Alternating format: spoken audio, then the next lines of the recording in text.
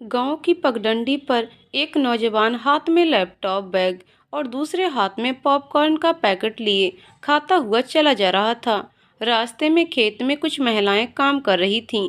नौजवान उनके करीब गया और बोला, नमस्ते जी, क्या आप मुझे बताएंगी कि इस गांव में कोई ब्राह्मण का घर है? महिलाओं ने नौजवान को देखते ही लंबा सा घूंघट कर लिया और सब एक साथ खिलखिलाकर हंसने लगीं। नौजवान समझ ही नहीं पाया कि ये सब क्यों हंस रही हैं। फिर उसने अपने आप को ऊपर से लेकर नीचे तक देखा, पर वो समझ ही नहीं पाया कि क्या बात है। वो आगे बढ़ा तो दूसरे खेत में भी कुछ महिलाएं काम कर रही थीं। वो उनके करीब गया और जैसे ही नमस्ते किया तो उन महिलाओं ने भी घूंघट किया और खिलखिलाकर हंसने लगीं। अब तो नौजवान सोच में पड़ गया कि आखिर बात क्या है, ये सब क्यों हंस रही हैं मुझे देखकर। उसने अपने कंधे उचकाए और आगे बढ़ने लगा। थोड़ी ही दूर आगे बढ़ा था कि सामने से उसे एक 15-16 साल का लड़का साइकिल से आता हुआ दिखा। नौजवान उसको रोकता, उससे पहले ही वो लड़का रुक गया और लड़का भी नौजवान को देखकर ठहाके लगाने लगा। नौजवान ने मन में सोचा, कहीं मैं गलत जगह तो नहीं आ गया। नौजवान ने लड़के से कहा, यहाँ सब पागल रहते हैं क्या? जिसको देखो वही पागलों की तरह हंस रहा है। साइकिल वाला लड़का फिर से हंस दिया और बोल पड़ा, पागल तो थम लाग रिया हो माने, यू के कपड़ा फेर रखे हैं तमने। अंग्रेजी बाबू हो कि शहर से आया हो के? मैं कहीं से भी आया हूँ, तुझे क्या लेना देना? तू तो ये बता, इस गांव में कोई ब्राह्मण का घर है? नौजवान ने साइकिल वाले लड़के से पूछा। हाँ है ना, सिंदूरा जीजी का घर, वो देखो जो हरा रंग देखे है थमने, वो ही एक घर है बामणों का। उस घर में आटा चक्की लगी है। इतना कहकर साइकिल वाला हंसता हुआ वहां से चला गया। नौजवान हरे रंग के घर की तरफ बढ़ गया। वो जब वहां पहुंचा तो उस घर में आटा चक्की चल रही थी। बाहर एक बोर्ड लगा था जिस पर खड़िया से हाथ से लिखा था, आटा चक्की पिसाई 1 रुपया किलो। घर का दरवाजा खुला हुआ था, फिर भी नौजवान ने औपचारिकता का परिचय देते हुए दरवाजे की कुंडी खटखटा दी। कुछ ही पल में एक बहुत ही खूबसूरत लड़की आई। करीब 5 फीट 8 इंच की रही होगी। बड़ी बड़ी नीली आंखें, होंठ गुलाबी पंखुड़ियों से लग रहे थे और कमर से भी नीचे लहराते काले बाल। नौजवान उसकी खूबसूरती को ही देखता रहा और भूल गया कि वो यहाँ क्यों आया है। लड़की ने कहा, जी कहिए। नौजवान ने अपनी आंखों को मलते हुए अपने हाथ जोड़े और बोला, जी मेरा नाम जयंत खड़गे है, मैं मुंबई से आया हूँ। मैं फिल्म इंडस्ट्री से हूँ। आपके गांव में हमारे बॉस अविनाश जी की फिल्म की शूटिंग चल रही है और शूटिंग दिन रात चल रही है। बाकी यूनिट के लोग तो खाना खाने शहर चले गए, पर मेरे बॉस ने मुझसे कहा कि देखो गांव में किसी ब्राह्मण का घर हो तो मैं उन्हीं के यहाँ भोजन कर लूँगा। तो मुझे किसी ने बताया कि सिर्फ पूरे गांव में आपका ही घर है, तो मैं यहाँ चला आया। क्या मेरे बॉस के लिए आपके यहाँ भोजन मिल जाएगा? देखिए मेरे बॉस भोजन का पेमेंट कर देंगे। लड़की कुछ जवाब देती उससे पहले ही अंदर से आवाज आई, सिंदूरा ओ सिंदूरा, कुड़ायो हैरी। लड़की बिना कुछ जवाब दिए ही अंदर चली गई। 10 मिनट तक जब कोई वापस नहीं आया तो नौजवान पास में रखी सफेद तार से बिनी हुई कुर्सी पर बैठ गया। आटा चक्की का पट्टा फटर फटर की आवाज के साथ तेज स्पीड में भाग रहा था और कमरे में छोटी बड़ी ढेर सारी गठरियों की लाइन लगी हुई थी। शायद उनमें गेहूं ही भरे होंगे। ऐसा लग रहा था जैसे 10-15 दिन की पिसाई एक साथ आ गई हो। थोड़ी ही देर में एक 50-56 साल का एक अधेड़ सामने से आता दिखाई दिया, जिसने सफ़ेद धोती, कमीज और सर में पगड़ी बंधी हुई थी। कपड़े सिर्फ नाम के ही सफ़ेद थे, बाकी उनमें जगह जगह मैल लगा हुआ था। वो खांस रहा था, फिर भी हाथ में सुलगती हुई बीड़ी थी। राम राम जी, आप कौन कठे से आया हो? मैं थाड़े पिछाड़ कोड़ी पायो, अधेड़ ने नौजवान से कहा। नौजवान ने उनको अपनी सारी बात बता दी। अधेड़ बोला, ओहो भागी जी म्हारा, बुल्ल्या लाओ जी अपना साहब को, मैं अबार रसोई तैयार करा देव हूँ। अधेड़ ने आवाज लगाई, रे सिंदूरा, सुना है के जरा 2 लोगा का लिए बढ़िया से रसोई तैयार कर दे। नौजवान बोला, मैं अभी थोड़ी देर में अपने साहब के साथ आता हूँ। सिंदूरा पढ़ी लिखी थी, पर बेचारी के माँ नहीं थी। लगभग 26 साल की ही थी। बाहर जा नहीं सकती थी क्योंकि उसके पिता गांव छोड़कर बाहर जाने को तैयार नहीं थे। पिता के कहने पर उसने भोजन बना दिया था। थोड़ी ही देर में चमचमाती कार से एक हैंडसम सा लड़का निकला और अधेड़ की तरफ आया और उसके पैर छूते हुए बोला, काका जी प्रणाम। काका जी, मेरा नाम अविनाश मुदगल है। मैं मुंबई से आया हूँ। आपके गांव में मेरी फिल्म की शूटिंग चल रही है। हमारी भी कई पीढ़ियों ने राजस्थान में ही निवास किया था।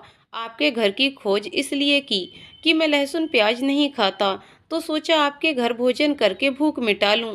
अधेड़ बहुत खुश हुआ और बोला, फिर तो थम भी बामड़ का बेटा हो।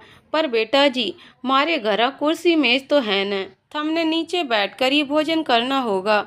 अरे काका जी, मैं जमीन में बैठकर भोजन कर लूंगा। अविनाश ने पास में रखी चटाई को बिछाया और उस पर बैठ गया। अविनाश इस बात से अनभिज्ञ था कि इस घर में कोई लड़की भी होगी। अधेड़ ने आवाज लगाई, रे सिंदूरा, थाली परोस लिया, मेहमान पधार गया है। अविनाश ने जैसे ही सिंदूरा नाम पुकारा तो सोचने लगा, ये कितना सुंदर नाम है। अभी उसकी सोच से सिंदूरा नाम निकला भी ना था कि सामने गुलाबी सूट पहने, हाथों में थाली लेकर एक सुंदर सी लड़की, जिसके बाल खुले हुए थे और कमर के नीचे लहरा रहे थे। अविनाश की आंख खुली की खुली रह गई। उसने आज से पहले इतनी सुंदर लड़की कभी न देखी थी। वो भूल गया कि वो यहाँ भोजन करने आया है। वो लगातार सिंदूरा को घूरे जा रहा था। उसको ये भी सुध-बुध ना रही कि बगल में लड़की का पिता भी बैठा है। अधेड़ ने अविनाश के कंधे पर हाथ रखा और बोला, जिमोसा, खाना खाओ। अविनाश सकपका गया। उसने सिंदूरा से कहा, थैंक्स सिंदूरा जी। सिंदूरा ने जवाब दिया, मोस्ट वेलकम जी। अविनाश का मन भोजन में कम, सिंदूरा की सुंदरता में ज्यादा लगा हुआ था।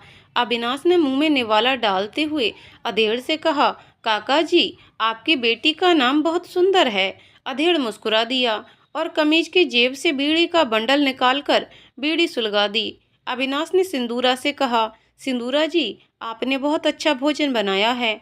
सिंदूरा ने जवाब दिया, थैंक यू सो मच। अधेड़ ने मुंह से बीड़ी का धुआं निकाला और अविनाश से कहा, मारी बेटी अंग्रेजी खूब बोल लेती है जी। अविनाश ने सिंदूरा से कहा कि आप इतना पढ़ी लिखी हैं, फिर भी गांव में क्यों, कहीं जॉब क्यों नहीं करती? सिंदूरा बोली, जी मैंने बीएड किया है और मैं एक ट्रेन टीचर भी हूँ। मेरी सरकारी जॉब भी थी, पर मैं बापूजी को अकेला छोड़कर नहीं जा सकती और बापूजी गांव नहीं छोड़ सकते। बापूजी की ये आटा चक्की है, इसी से हम बाप बेटी का गुजारा हो जाता है। अरे वाह सिंदूरा जी, आप तो बड़ी ही हाजिर जवाब हैं। अविनाश ने सिंदूरा की तरफ देखते हुए कहा। अविनाश भोजन कर चुका था। सिंदूरा लोटे में पानी लिए खड़ी थी। उसने अविनाश के हाथ धुलवाए।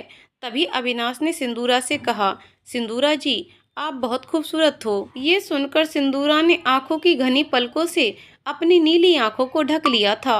अविनाश ने अधेड़ से कहा, काका जी, आपका और आपकी बेटी सिंदूरा का बहुत बहुत धन्यवाद इतने स्वादिष्ट भोजन के लिए। अविनाश ने अपनी जेब से 2000 का नोट निकाला और अधेड़ के हाथ में रख दिया। दूर खड़ी सिंदूरा को ये बात नागवार गुजरी। हेलो मिस्टर, मैं नहीं जानती कि आपका नाम क्या है, पर इतना जरूर जानती हूँ, आप जैसे बड़े लोगों के पास चाहे कुछ हो या ना हो, पर एटीट्यूड कूट कूट कर भरा होता है। सिंदूरा ने 2000 का नोट अविनाश के हाथ में रखते हुए कहा, ये कोई रेस्टोरेंट नहीं है कि भोजन किया और पैसे फेंक दिए। इतना कहकर वो और अंदर चली गई। अविनाश अचंभित रह गया और सिंदूरा की कही बात पर खिसिया भी गया। 2 मिनट में सिंदूरा फिर अंदर से बाहर आ गई। अविनाश ने उससे कहा, मुझे माफ करिएगा, मैंने तो सिर्फ इसलिए पैसे दिए थे कि मुझे तो यहाँ 2-3 दिन रुकना है। अगर बुरा ना लगे तो क्या मैं जब तक यहाँ रहूँ आपके हाथ का भोजन कर सकता हूँ? सिंदूरा कुछ न बोली, लेकिन अधेड़ कहने लगा, ये थारा ही घर है जी, रोज दोनों वक्त इट्ठे ही जीमो। अविनाश ने धन्यवाद किया और सिंदूरा की तरफ मुस्कुराकर बाहर निकल गया। आज तो सिंदूरा ने बिना कहे ही भोजन तैयार कर लिया और अविनाश का इंतजार करने लगी। सिंदूरा बेटी, मेरे मन में एक बात आ रही, बोलूं के? अधेड़ ने अपनी बेटी सिंदूरा का हाथ पकड़ते हुए कहा, हाँ बापूजी, बोलो, कोई बात है? सिंदूरा ने अपने पिता से कहा, बेटी मैं सच कहूँ कि तू फिर से नौकरी कर ले, मैं चला चलूं थारे साथ। कब तक या चाकी के आगे आपड़ों माथों दुखाती रहेगी? सच बापूजी, सिंदूरा ने खुश होते हुए कहा। वो आगे कुछ बोलती उससे पहले अविनाश की गाड़ी की आवाज सुनाई दी, जो लगभग दरवाजे पर रुक चुकी थी। काका जी प्रणाम। अविनाश ने अधेड़ के पैर छूते हुए कहा और सिंदूरा से हेलो किया। आज तो सिंदूरा ने काला सूट, उसके ऊपर लाल दुपट्टा ओढ़ रखा था। अविनाश फिर से सोचने लगा, भला कोई इतना सुंदर कैसे हो सकता है। अधेड़ ने कहा, आओ जी बिराजो। अविनाश का ध्यान अब अधेड़ पर था। अधेड़ ने कहा, आज थारे वास्ते रसोई तो बड़ी कोन्या, पर कोई बात ना जी, मारी लाडो अबार झट से रसोई तैयार कर देवेगी। पर काका जी, आज तो हम भोजन करने आया ही नहीं है। मैं तो आपसे कुछ माँ, पर मैंने तो आपके लिए खाना बना लिया। सिंदूरा ने अविनाश की बात बीच में ही काट दी। अगर ऐसा है तो लगा दीजिए, वैसे भी कोई ये रेस्टोरेंट तो है नहीं कि टाइम बे टाइम भोजन नहीं मिलेगा। इतना कहकर अविनाश और सिंदूरा दोनों हंसने लगे। सिंदूरा अंदर चली गई। के मांगने आए हो जी, मेरे पास तो कुछ भी ना है। हाँ, शेर दो शेर आटो दे सकूं हूँ। इतना कहकर अधेड़ ने जेब से बीड़ी का बंडल निकाला और बीड़ी सुलगा के हंसने लगा। काका जी, मैं आपसे सिंदूरा का हाथ मांगने आया हूँ। क्या मैं सिंदूरा को अपना जीवन साथी बना सकता हूँ? अधेड़ अचंभित हो देखने लगा। उसके पास कहने के लिए शब्द नहीं थे। मैं इस काबिल ना हूँ जी कि अपनी बेटी को ब्याह थारे से कर सकूं। मैं बहुत गरीब हूँ जी, और 2 टाइम की रोटी भी बड़ी मुश्किल से मेरी लाडो दिन रात या चक्की के आगे आपड़ो माथो फोड़े, जब जाकर घर में चूल्हा जले है। ना जी ना, मैं तो करनो तो दूर सोच भी कोड़ी सकूं। पर काका जी, आप चिंता ना करें, मैं आपसे सिर्फ सिंदूरा को मांग रहा हूँ, दहेज नहीं। आप तो हाँ कर दो, फिर तो सारा कुछ मैं ही करूँगा, और आपको भी यहाँ अकेला नहीं छोड़ूंगा। आप भी मेरे साथ मुंबई चलेंगे। अविनाश ने अधेड़ को समझाते हुए कहा। इतने में सिंदूरा थाली लेकर आ गई। उसने थाली अविनाश के सामने रख दी। सामने अविनाश का असिस्टेंट जयंत खड़गे खड़ा था। अरे जयंत जी, आपने कल भी भोजन नहीं किया था, आप भी बैठिए ना, मैं अभी थाली लगाकर लाई। अविनाश ने मुड़कर जयंत को देखा तो जयंत सिंदूरा की तरफ हाथ जोड़े और गाड़ी में जाकर बैठ गया। अधेड़ ने कहा, आप तो जीमो, खाओ, मैं सिंदूरा से बात करके थाड़े काल बता देवेंगो। के बात है बापूजी? सिंदूरा ने अपने पिता से कहा। मैं बताता हूँ क्या हुआ, अविनाश ने सिंदूरा की तरफ देखते हुए कहा। अविनाश ने सारी बात सिंदूरा से कह दी। सिंदूरा को सबसे अच्छी ये बात लगी कि शादी के बाद बापूजी मेरे साथ ही रहेंगे। सिंदूरा को ये प्रस्ताव पसंद आ गया। उसने कहा, ठीक है, जैसे बापूजी कहेंगे मैं कर लूंगी। इतना कहकर सिंदूरा अंदर चली गई। मैं यहाँ कोड़ी ना जा सकूं, गांव वाले सोचेंगे कि बेटी को ना जाने किसने दे दी। अविनाश ने कहा, मैं यहीं गांव वालों के सामने ही सिंदूरा से शादी करूंगा। 3 दिन में अविनाश ने गांव में ही अपनी और सिंदूरा की शादी का इंतजाम कर लिया। बड़े धूमधाम से गांव की रीति रिवाज के हिसाब से शादी के बंधन में बंध गया। अविनाश ने अपनी शादी की खबर अपने परिवार को दे दी थी। परिवार वालों को खुशी हुई कि अविनाश ने कम से कम शादी तो करी। सिंदूरा खूबसूरत तो पहले से ही थी, पर अविनाश की ब्याहता बनकर और भी निखर गई थी। सिंदूरा जैसी जीवन साथी पाकर अविनाश बेहद खुश था। आज सिंदूरा को अपने ससुराल जाना था। आज ही जयपुर से फ्लाइट थी। अविनाश और सिंदूरा गाड़ी में बैठ गए। सिंदूरा के पिता आगे ड्राइवर के बगल की सीट पर बैठे थे। कुछ ही घंटों में वो तीनों जयपुर एयरपोर्ट पहुंच गए। सिंदूरा और उसके पिता ने पहली बार एयरपोर्ट देखा था। सिंदूरा ने जैसे ही एयरपोर्ट में एंट्री की, लोग अनायास ही उसको देखने लगे। एयरपोर्ट पे सबसे सुंदर लड़की ने सबका ध्यान अपनी ओर आकर्षित कर लिया। अविनाश ने बोर्डिंग ली और सिक्योरिटी के लिए प्रस्थान कर ही रहे थे कि अधेड़ ने सिंदूरा से कहा, लाडो, मन ने तो डर लागे है, मैं शहर के तौर तरीके नहीं जानता। अविनाश मुस्कुराते हुए बोला, बापूजी, आप क्यों डरते हैं, मैं हूं ना आपके साथ। और फिर तीनों मुस्कुराते हुए आगे बढ़ गए। सिंदूरा ने गौर किया कि शादी के तुरंत बाद ही अविनाश उसके पिता को काका जी की जगह बापूजी कहने लगा था। वो देखती ही आ रही थी कि अविनाश उसके पिता को बहुत सम्मान देता है। वो तीनों मुंबई उड़ान भरने के लिए इंडिगो की फ्लाइट में बैठ गए। शाम 7:30 बजे छत्रपति शिवाजी टर्मिनल 2 पर सिंदूरा, अविनाश और सिंदूरा के पिता जहाज से उतर गए। अविनाश ने अपने आने की सूचना पहले ही अपने परिवार को दे दी थी। एयरपोर्ट पार्किंग में चमचमाती गाड़ी खड़ी थी, जिसका रंग भी सिंदूरी ही था। अविनाश की माँ ने ये गाड़ी सिंदूरा को मुंह दिखाई में देने के लिए खरीदी थी। सिंदूरा लगेज बेल्ट के पास अविनाश के साथ खड़ी थी। जिस तरह जयपुर एयरपोर्ट पर लोग सिंदूरा को देख रहे थे, उससे भी कहीं ज्यादा लोग यहाँ सिंदूरा की खूबसूरती को निहार रहे थे।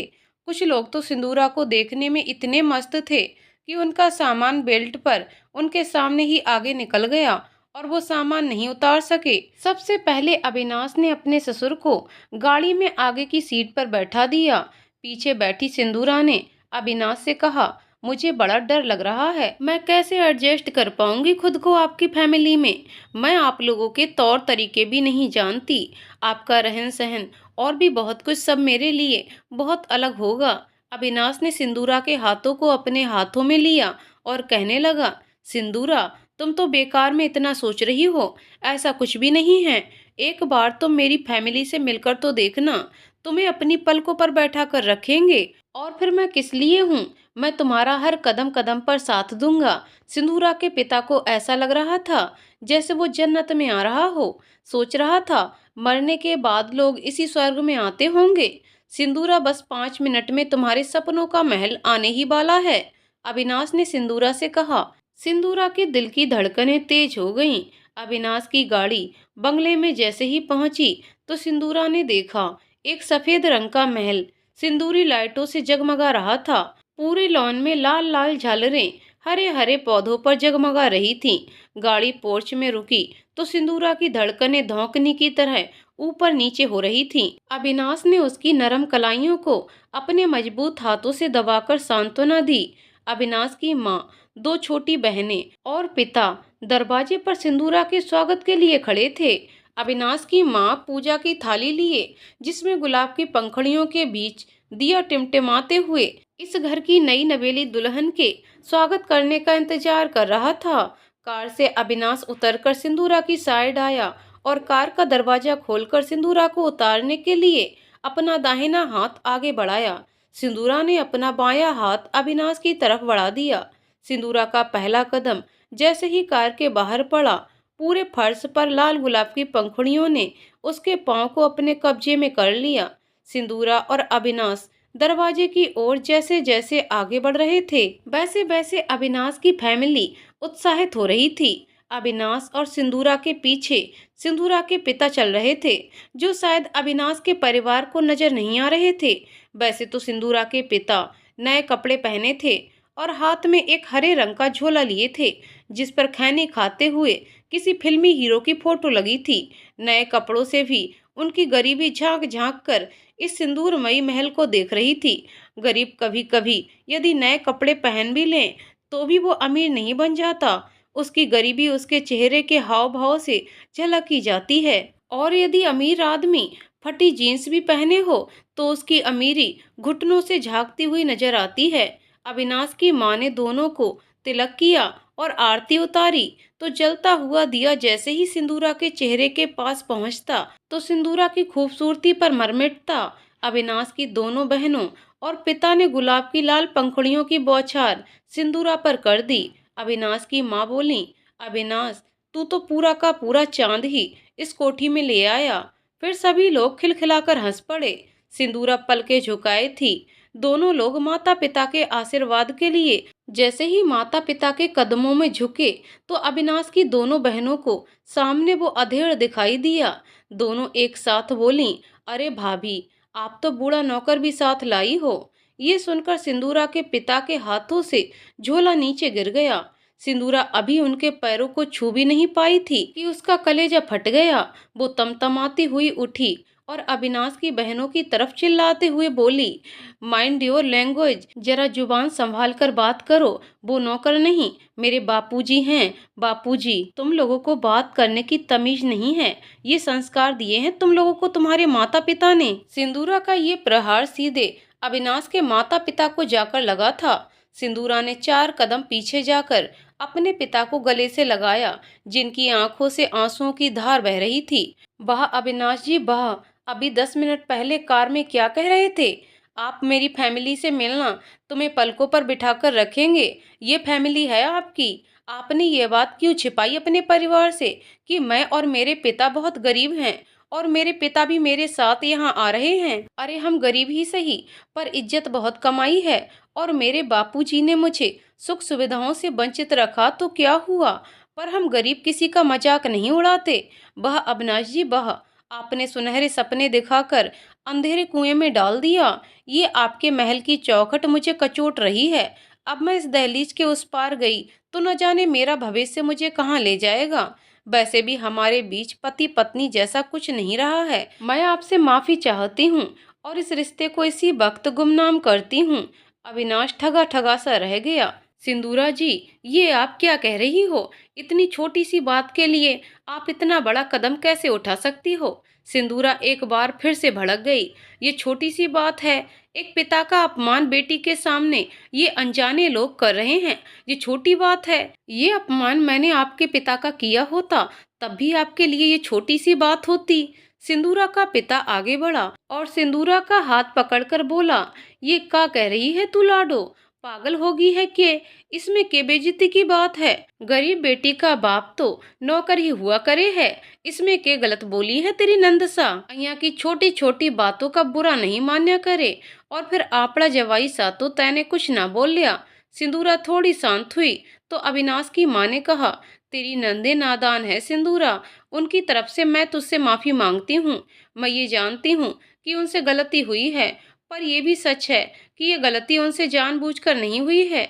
अविनाश की दोनों बहनें सालू और मालू भी आगे बढ़ीं और सिंदूरा के पिता के पैरों में गिरकर बोलीं, अंकल जी हमें माफ कर दीजिए, हमने आपका दिल दुखाया हो तो। अविनाश ने सिंदूरा से कहा, चलो अंदर और भूल जाओ सब कुछ जो कुछ अनजाने में हुआ।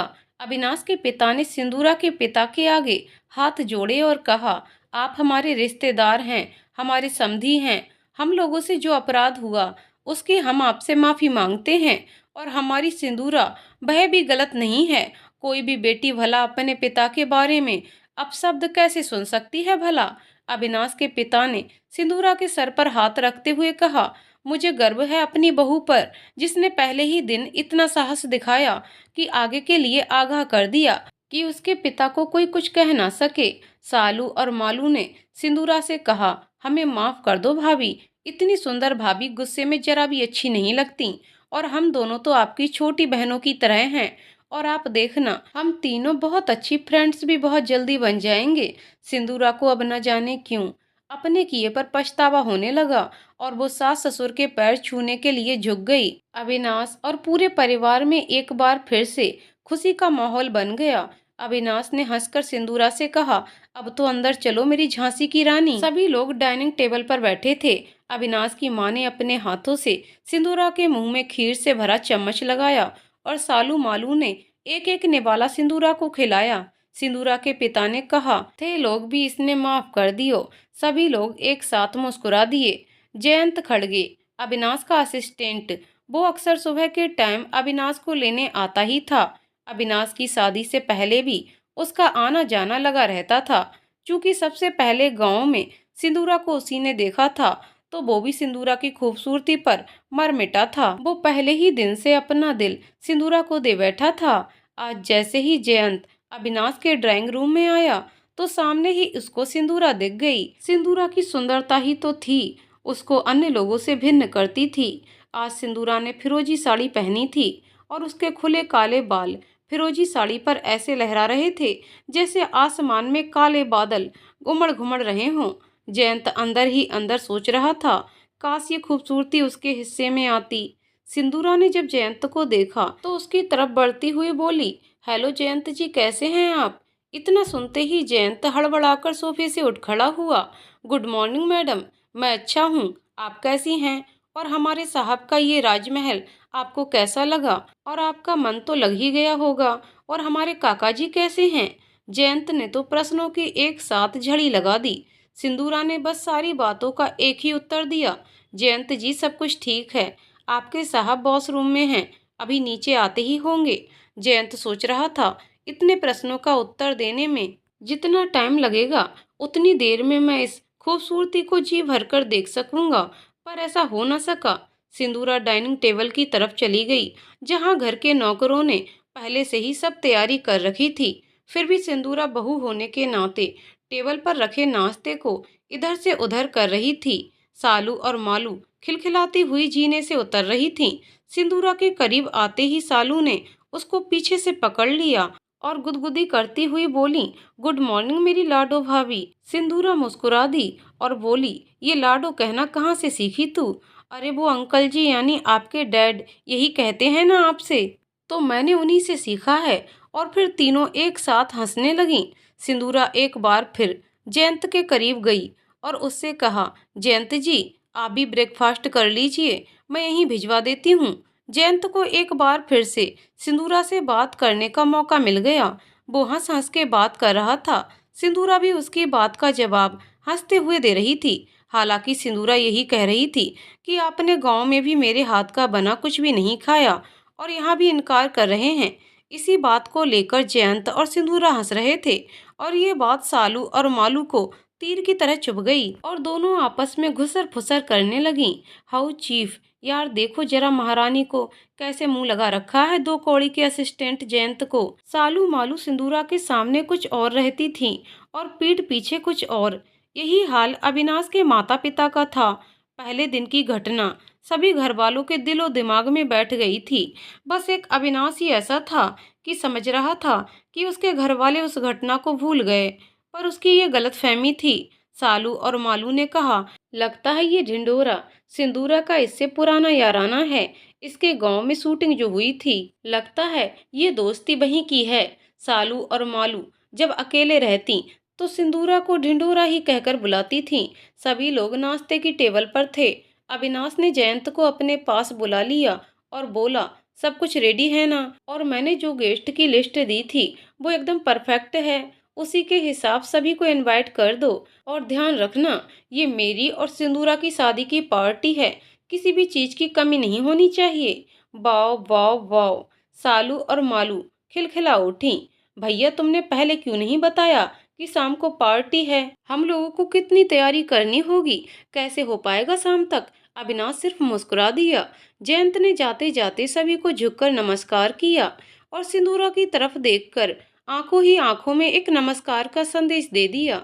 सालू और मालू की नजर जयंत पर ही टिकी थी। सालू ने अपनी कोहनी से मालू को मारकर ये बताया कि देखो जयंत की आंखों की तरफ। मुंबई के जाने माने बिजनेसमैन और फिल्म इंडस्ट्री के बड़े बड़े कलाकार, मॉडल सिंदूरा और अविनाश की रिसेप्शन पार्टी में आए थे। लाइट म्यूजिक के बीच लोग एक दूसरे से बात कर रहे थे। अविनाश की दोनों बहनों की नजर जब सिंदूरा के पिता पर गई तो उनको लगा आज तो ये बुढ़ा इज्जत की धज्जियां उड़ा देगा। उन्होंने बेटर से कहकर कोल्ड ड्रिंक में बिस्की मिलाकर उनको पिलवा दी। कुछ ही देर में वो निद्रा की आगोश में आ गए तो दोनों ने मिलकर उन्हें गार्ड रूम में लिटा दिया।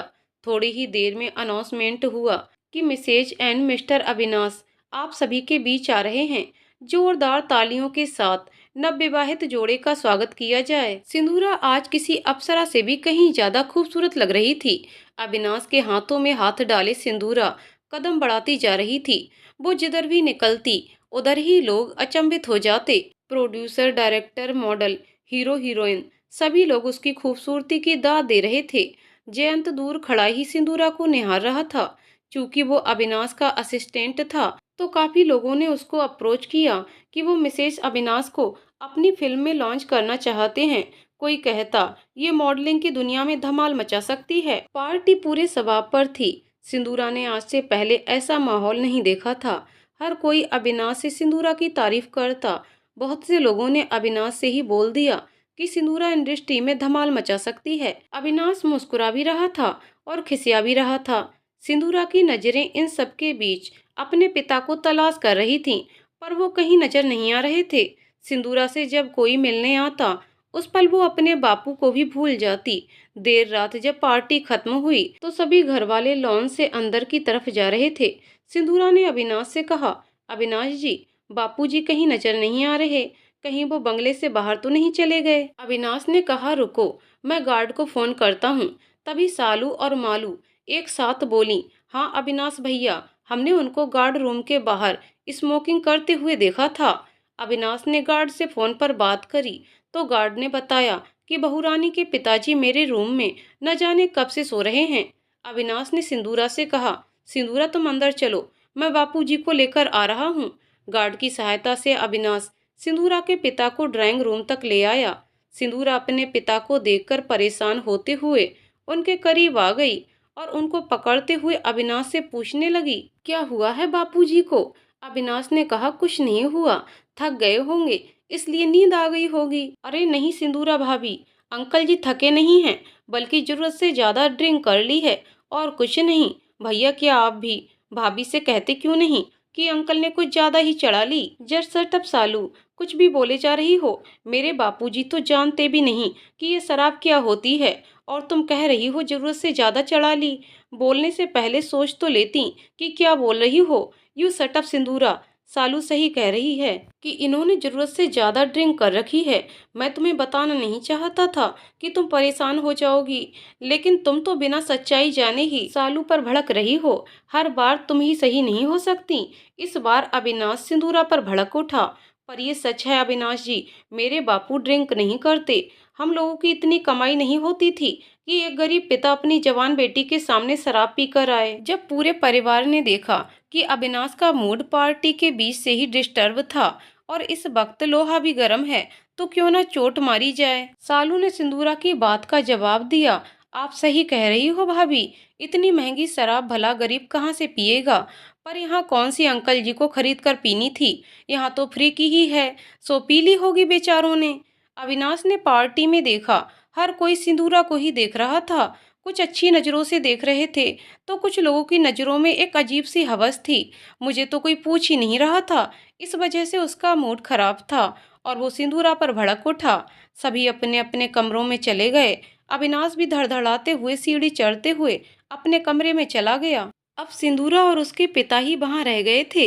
सिंदूरा अपने पिता को सोफे पर लिटाना चाहती थी, पर वो कोशिश करने के बाद भी उनको सोफे पर नहीं लिटा सकी। तभी जयंत खड़गे अंदर आया, जो कि अभी लॉन में ही था।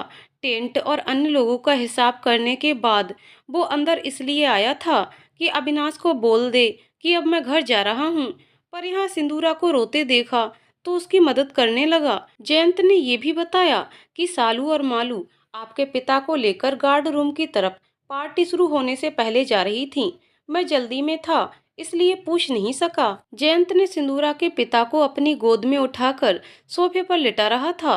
तभी ऊपर से सालू ने ड्राइंग रूम में झांकते हुए जयंत से कहा, अरे ओ आशिक, तू यहाँ अकेले में भाभी के साथ क्या कर रहा है? जयंत ने सालू को कोई जवाब नहीं दिया। सिंदूरा की तरफ हाथ जोड़कर अपने घर चला गया। सालू की बात सिंदूरा के दिमाग को डिस्टर्ब कर रही थी कि सालू ने जयंत को आशिक क्यों कहा। सिंदूरा अपने पिता के करीब बैठी थी, उन तमाम बातों के बारे में सोच सोच कर परेशान थी। कितना मुश्किल होता है किसी दूसरे के यहाँ अपने आप को व्यवस्थित करना। बापूजी को शराब पिलाने का मकसद मैं पूरी तरह समझ गई। बापूजी पार्टी में न आए इसलिए इनको गार्ड रूम में सुला दिया। वो भी शराब पिलाकर, आज शराब पिलाई कल को ये जहर भी दे सकते हैं। इन ऊंचे महलों वाले लोग गरीब के साथ कब क्या कर दें, कोई भरोसा नहीं। सिंदूरा तमाम उलझनों में उलझी हुई थी। पूरी रात गुजर गई, न अविनाश नीचे आया न उसका कोई घरवाला। सिंदूरा के पिता की जब आंख खुली तो उसने पूछा, के बात है सिंदूरा, तू इतनी परेशान काई को लागे है? कुछ ना बापूजी, थे नहाए धोए लियो, मैं परेशान कोड़ी। सिंदूरा के पिता ने बीड़ी जलाई और वहां से चले गए। तभी अविनाश जीने से उतरकर सिंदूरा के कंधे को पकड़कर बोला, I am sorry Sindura, don't touch me. रात को पूरी बात भी नहीं जानी समझी और मुझ पर पूरे परिवार के सामने चिल्लाने लगे। सिंदूरा ने अविनाश के हाथों को अपने कंधों से हटाते हुए कहा, मैं यहाँ आपकी अर्धांगिनी बनकर आई हूँ मिस्टर अविनाश, और आप ही मेरी इज्जत तार तार करोगे अपने परिवार वालों के सामने। इसकी मुझे उम्मीद नहीं थी। आपको पता है बापूजी को शराब आपकी बहनों ने पिलाई और गार्ड रूम में बेहोशी की हालत में सुला आई। अभी सिंदूरा आगे कुछ कहती उससे पहले सालू और मालू तालियां बजाती हुई जीने से उतर रही थीं। वहीं से बोलती जा रही थीं, वाह भाई वाह, क्या बात है Dhindora, I mean so called सिंदूरा। ये सच है कि हमने उस देहाती बुड्ढे को गार्ड रूम में सुलाया, पर ये नहीं बताया कि क्यों। मैं बताती हूँ भैया आपको। पहले जयंत ने इसके पिता को जमकर शराब पिलाई, फिर जब वो नशे में बड़बड़ाने लगा, जयंत जी थोड़ी और पिला दो, थोड़ी और पिला दो। तब जयंत ने देखा ये बेकाबू हो गया तो उसको वहीं छोड़कर मेहमानों के साथ व्यस्त हो गया। फिर मुझे और मालू को बुड्ढे पर तरस आया तो उसको गार्ड रूम में सुला दिया। इसमें क्या खता कर दी हम बहनों ने? अविनाश अपनी बहनों पर चिल्लाने लगा, ये क्या लगा रखा है बुढ़ा बुढ़ा, कि अपनी तमीज भूल गई तुम लोग। इतना शोर शराबा सुनकर अविनाश के माता पिता भी आ गए। सालू बहुत ही तेज तर्रार लड़की है। उसने अपने भाई से कहा, बाहरे मेरे भैया, कितना भोला है तू। मुझ पे चिल्लाने से पहले अपनी इस खूबसूरत बीबी से पूछ कि ये रात भर अपने आशिक जयंत के साथ यहाँ क्या कर रही थी। सिंदूरा ने अपना आपा खो दिया और इतनी तेज से चीखी कि उसकी साड़ी का पल्लू उसके कंधे से गिर गया। उसके दोनों हाथों के पंजे अब एक कसी मुट्ठी बन गए थे। उसकी बड़ी बड़ी नीली आंखें लाल हो गईं। उसके खुले बाल अनायासी उसके वक्षस्थल पर आ गए। बदतमीज लड़की, तेरी इतनी हिम्मत कि तू मेरे चरित्र पर उंगली उठाए। तू मुझे बताएगी कि मेरा करेक्टर क्या है? तुझे फाड़ के रख दूंगी अगर एक शब्द भी तूने जुबान से निकाला। सालू सहित पूरा परिवार चार चार कदम पीछे हट गए। सिंदूरा का ये चंडी रूप देखकर मेरे चरित्र को ललकारने से पहले तू खुद को देख, तू क्या है? जयंत रात को यहाँ क्यों आया था? ये अविनाश का इशू है, तेरा नहीं। अगर मैं कहूँ वो तेरे कमरे से निकलकर आया था तो तुझे कैसा लगेगा? अविनाश की माँ ने सिंदूरा की तरफ उंगली उठाते हुए कहा, एनफ इज एनफ, चुप करो। सिंदूरा, शर्म करो। अपनी ननद के बारे में ऐसी बात कहते शर्म नहीं आई तुझे? वाह मम्मी वाह, आपकी बेटी बेटी है और दूसरे की बेटी चरित्रहीन। आपका भी क्या लॉजिक है? आपकी नज़र में मैं किसी की बेटी नहीं हूँ। मेरा कोई चरित्र नहीं है। तेरा चरित्र तो तूने पहले ही दिन दिखला दिया था। अविनाश के पिता ने कहा। पूरे परिवार ने सिंदूरा को घेर लिया। अविनाश बुत बना खड़ा रहा। वाह पापा जी वाह, इतना दोगलापन मैंने कभी नहीं देखा। क्या बोला था आपने कि मुझे गर्व है अपनी सिंदूरा बहू पे? क्या वो गर्व करना नाटक था? आज असलियत दिखा रहे हो अपनी। सिंदूरा, तमीज से बात करो पापा जी से। संस्कारों की दुहाई देने वाली खुद भूल गई कि संस्कार क्या होते हैं। भूल गई अपनी औकात। तुम क्या थी? आज पता चला तुम जरूरत से ज्यादा बदतमीज हो। निकलो यहाँ से। नाली के कीड़े नाली में ही मरना पसंद करते हैं, अविनाश ने सिंदूरा से कहा। सिंदूरा का कलेजा फट गया। अविनाश की इस तरह की बात सुनकर उसने बस अविनाश से इतना ही कहा, तुम एक दिन बहुत पछताओगे। मैं तो इसी वक्त चली जाऊंगी, पर ध्यान रखना मेरी बात। मेरे चरित्र पर उंगली उठाने वालों को ईश्वर माफ नहीं करेगा। मैंने आज तक अविनाश के अलावा मैंने अपने दिल और दिमाग में किसी को जगह नहीं दी। मेरी बद्दुआ तुम लोगों का पीछा कभी नहीं छोड़ेगी। जयंत खड़गे की नजरें सिंदूरा को ढूंढ रही थीं। वैसे तो वो कल हुई पार्टी का हिसाब किताब करने आया था, लेकिन सिंदूरा उसे अक्सर दिख जाया करती थी। अविनाश ने जयंत से कहा, कल पूरी रात तू घर नहीं गया था? ऐसा कौन सा काम था यहाँ जो तूने पूरी रात यहाँ गुजार दी? मैं तो अभी अपने घर से ही आ रहा हूँ। भला मैं यहाँ पूरी रात क्यों रुकता? हाँ, मैं रात जाते वक्त आपसे मिलने जरूर आया था, ये कहने कि काम खत्म हो गया है और मैं घर जा रहा हूँ। लेकिन सिंदूरा मैडम ने बोला कि आप ऊपर सोने के लिए चले गए, तो मैं सिंदूरा मैडम को ही बताकर घर चला गया था। अविनाश ने तड़ाक से एक थप्पड़ जयंत के गाल पर जड़ दिया। साले, तेरी ये औकात कि तू मेरी बीबी का नाम ले? अविनाश ने जयंत की कॉलर पकड़ी और कहा कि तूने मेरे ससुर को इतनी ज्यादा दारू पिला दी कि वो रात भर बेहोश पड़ा रहा। जयंत बोला, सर मैं भला उनको दारू क्यों पिलाऊंगा? दारू तो आपकी दोनों बहनों ने बेटर से कहकर उनको कोल्ड ड्रिंक में मिलाकर पिलाई थी। सर, मैंने खुद देखा, आपकी बहनें उनको गार्ड रूम में ले जा रही थीं। सालू और मालू ने जब देखा कि अविनाश जयंत की धुनाई कर रहा है तो वो दोनों सीढ़ियों से उतर रही थीं। दबे पांव वापस जाने लगीं। अविनाश ने उन दोनों को देख लिया था, पर जयंत के सामने कुछ न बोला। आज के बाद कभी इस तरफ न आना, आज से तेरी नौकरी खत्म। अविनाश ने जयंत की कॉलर पकड़ के उसे धकेल दिया। जयंत ने जाते वक्त सिक्योरिटी गार्ड से पूछा, कोठी में सब ठीक तो हैं? गार्ड ने बताया, अभी अभी मेम साहब और उनका पिताजी हमेशा के लिए अपने गांव चला गया। जयंत समझ गया कि रात को जरूर कुछ तमाशा हुआ होगा कोठी में। जयंत ने अपनी बाइक उठाई और रेलवे स्टेशन की तरफ दौड़ा दी, लेकिन रास्ते में ही उसको सिंदूरा और उसके पिता दिख गए। उसने सिंदूरा से अभी अभी उसके साथ जो कुछ भी अविनाश ने किया सब कुछ बता दिया। सिंदूरा ने कहा, जयंत जी, हम लोग हमेशा के लिए गांव जा रहे हैं। बहुत देख ली आपके साहब की रईसी। नहीं मैडम, आप कहीं नहीं जा रही। आपके लिए तो बहुत ऑफर हैं इंडस्ट्री में काम करने के लिए। आपको कहीं जाने की जरूरत नहीं है। जयंत ने सिंदूरा को बताया कि मैं आज ही कॉन्ट्रैक्ट आपको साइन करा सकता हूँ। लेकिन जयंत जी, भला मैं कैसे ये काम कर पाऊंगी? आप फिक्र ना करें, मैं सब करूँगा। वैसे भी अविनाश सर ने मेरी नौकरी ले ली। आप लोग चलिए मेरे घर और आराम से रहिए। सिंदूरा ने कहा, ये तो संभव ही नहीं कि मैं आपके साथ आपके घर में रहूं। सिंदूरा के दिमाग में सालू की कही हुई बात घूम गई कि उसने जयंत को मेरा आशिक बोला था।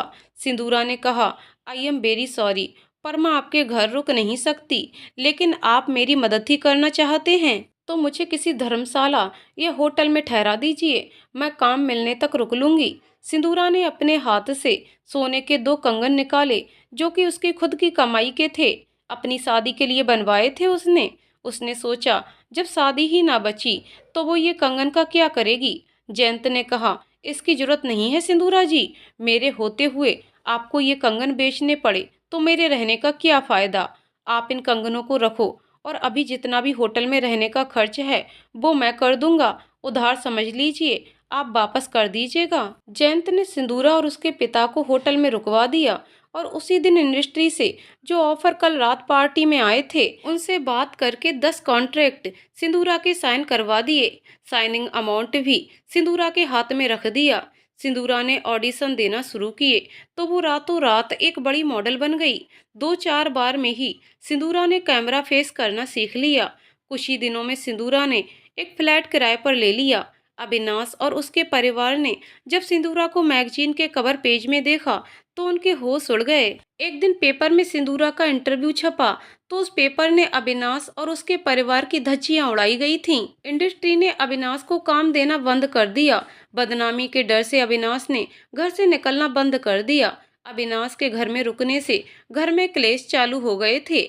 उधर सिंदूरा को खूब काम मिलना शुरू हो गया। जयंत अब अविनाश का नहीं, सिंदूरा का मैनेजर बन गया था। अविनाश अब साथ डिप्रेशन से गुजरने लगा। एक तरफ सिंदूरा की कामयाबी जो कि अविनाश और उसके परिवार को रास नहीं आ रही थी, एक दिन अविनाश को फालिज मार गई। अब वो पूरी तरह से टूट चुका था। अविनाश का करियर लगभग डूब ही गया था। फालिज अटैक के बाद वो लगभग टूट सा गया था। माता पिता और बहनें भी उसका ख्याल नहीं रखते थे। उधर सिंदूरा का करियर छलांगे मार रहा था। हर एक की जुबां पर सिंदूरा ही सिंदूरा था। आलीशान बंगला, कई गाड़ियां और नौकर चाकर की कोई कमी नहीं थी। सिंदूरा के पिता का हुलिया कब का बदल गया था। अब वो बीड़ी की जगह सिगार पी रहे थे। जयंत जी, आप हर वक्त इतना परेशान क्यों रहते हैं? सिंदूरा ने जयंत से पूछा। मैंने तो कितनी बार कहा है आपको एक असिस्टेंट रख लीजिए, पर आप सुनते ही नहीं। इतने काम का बोझ अच्छा नहीं। जयंत कैसे कहता कि उसको काम का बोझ नहीं, बल्कि वो तो सिंदूरा के प्यार में पागल था। ये एक तरफा मोहब्बत का सिलसिला तभी शुरू हो गया था जब उसने गांव में पहली बार सिंदूरा को देखा था। जी सिंदूरा मैम, ऐसी कोई बात नहीं है, मैं एकदम ठीक हूँ। जयंत ने सिंदूरा से कहा। Sindura, I want to go to the village for few days. Sindura के पापा ने मुंह में सिगार लगाते हुए कहा। वो महंगे और शानदार कपड़ों में थे, गले में टाई और हाथ में सोने का चमकता हुआ ब्रेसलेट पहने थे। सिंदूरा ने पलटकर देखा तो उसके पिता उसकी तरफ ही आ रहे थे। सिंदूरा ने उनके करीब जाकर उनके गले में अपनी बाहों का हार डालते हुए मुस्कुराकर कहा, ओ यस डैड, व्हाई नॉट, बताइए आपको कब जाना है, मैं जयंत को बोलकर टिकट करवा देती हूँ। और अगर आपको वाई रोड जाना है तो कभी भी जा सकते हैं। सालू और मालू जब एक एक पैसे को तरस गईं तो बिग बाजार में सेल्स गर्ल्स की नौकरी ज्वाइन कर ली। अविनाश के इलाज में लाखों रुपए का खर्च था तो उसको अपना बंगला भी बेचना पड़ गया। अविनाश के माता पिता वृद्धा आश्रम में जीवन बिता रहे थे। सालू मालू को जो भी सैलरी मिलती वो सारी की सारी पीजी की फीस भरने में ही चली जाती। अविनाश अपाहिज था। दिन रात हॉस्पिटल में सिंदूरा को याद करके रोता रहता था। पश्चाताप के आंसुओं से दिन रात उसका दिल भीगता रहता। बार बार एक ही बात उसके दिमाग में आती, मैं किसी गरीब लड़की का सहारा न बन सका। अविनाश के माता पिता दिन रात वृद्धा आश्रम में भूखे प्यासे पड़े रहते। उनकी दशा पागलों की तरह हो गई थी। जो रूखा सूखा मिल जाता वही खा लेते और दिन रात पश्चाताप की आग में जल रहे थे। अविनाश की माँ कहती, तुम मानो या ना मानो, ये सब उस सिंदूरा की बददुआ ही है जो हमारा परिवार उजड़ गया। हमने उसकी जिंदगी में जो जहर घोला, ये उसी का नतीजा है। जयंत ने आज हिम्मत कर ही ली और सिंदूरा से मौका पाकर अपने प्यार का इजहार करने का। संडे का दिन था। सिंदूरा अपने लॉन में बैठी थी। सामने मेज पर कॉफी रखी थी। सिंदूरा कॉफी की चुस्की के साथ अपने हाथ के नाखूनों की गोलाई का सेफ दिलवा रही थी। उसकी मेकअप आर्टिस्ट उसके हाथों के नाखूनों को ठीक कर रही थी। जयंत सिंदूरा के करीब आया और हाथ में पेन और डायरी खोलकर खड़ा हो गया। सिंदूरा ने उसे देखा तो मेकअप आर्टिस्ट से अपना हाथ छुड़वा लिया। मेकअप आर्टिस्ट अंदर चली गई। आइए जयंत जी, आज भी कहीं मीटिंग फिक्स है क्या? सिंदूरा ने जयंत से कहा। जी मैडम, आज आपको शाकुंतलम वृद्धा आश्रम में उसकी नई बिल्डिंग का इग्नोरेशन करना है। दूसरा लोअर पेरेल में बिग बाजार में हांगकांग की एक मोबाइल कंपनी के शोरूम का इग्नोरेशन के लिए जाना है। जयंत जी, आप एक काम करिए, अकाउंट मैनेजर को बोलकर वृद्धा आश्रम के नाम 25 लाख का एक चेक बनवा लीजिए चैरिटी के लिए, और अगले 3 दिन के सारे अपॉइंटमेंट कैंसिल कर दीजिए, क्योंकि मुझे डैड को लेकर विलेज जाना है। वो काफी दिनों से कह रहे हैं। सिंदूरा इतना कहने के बाद कुर्सी से उठकर अंदर जाने लगी। तभी जयंत ने सकुचाते हुए सिंदूरा को रोक लिया। मैडम, मैं आपसे कुछ कहना चाहता हूँ। मैं बहुत दिन से इस बोझ को लेकर घूम रहा हूँ।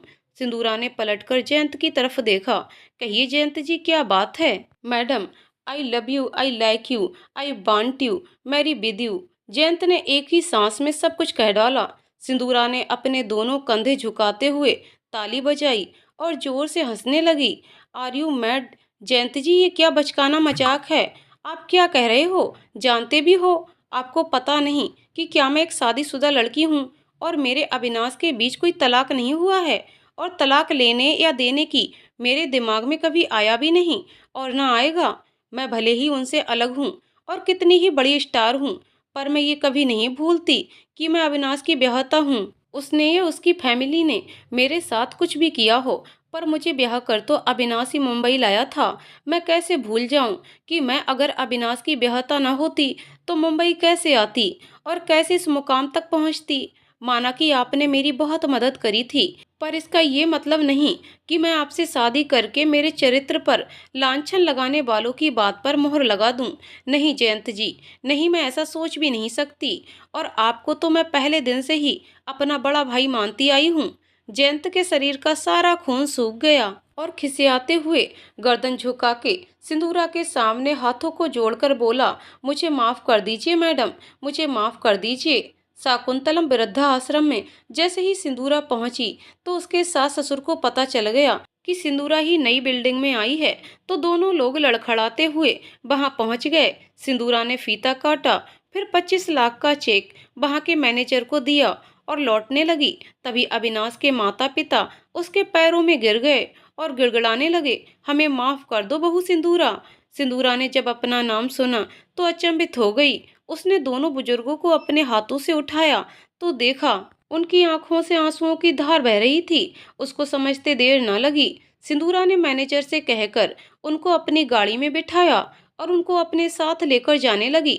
तो पत्रकारों ने सिंदूरा को घेर लिया और 1000 तरह के सवालों की झड़ी लगा दी। सिंदूरा ने बस इतना ही कहा, ये मेरे सास ससुर हैं, मैं इन्हीं को लेने आई हूँ। सालू और मालू भी इसी तरह बिग बाजार में सिंदूरा को पकड़कर रोने लगी और बहुत गिड़गिड़ाने लगी। सिंदूरा ने उन दोनों के सर पे हाथ फेरा और उनको भी अपनी गाड़ी में बैठाकर घर ले आई। सिंदूरा जानती थी कि अविनाश किस हॉस्पिटल में है।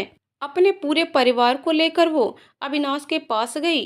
अविनाश सिंदूरा को देखते ही बच्चों की तरह फपक फपक कर रोने लगा। सिंदूरा ने उसे अपने आंचल से ढककर गले लगा लिया और उसके बालों में हाथ फेरते हुए खुद भी रोने लगी। अविनाश को डिस्चार्ज कराने के बाद पूरा घर एक बार फिर से खुशियों से भर गया। सभी लोग पश्चाताप के आंसू बहा रहे थे। सिंदूरा ने सभी को माफ कर दिया था। सिंदूरा अविनाश को लेकर अमेरिका चली गई। वहां उसका इलाज कराया और जल्द ही अविनाश स्वस्थ हो गया और सभी लोग अपने परिवार के साथ खुशी खुशी रहने लगे। तो दोस्तों, आपको कहानी कैसी लगी कमेंट करके जरूर बताइएगा। कहानी पसंद आई हो तो वीडियो को लाइक शेयर करें और चैनल को सब्सक्राइब करें। कहानी को पूरा सुनने के लिए बहुत बहुत धन्यवाद दोस्तों।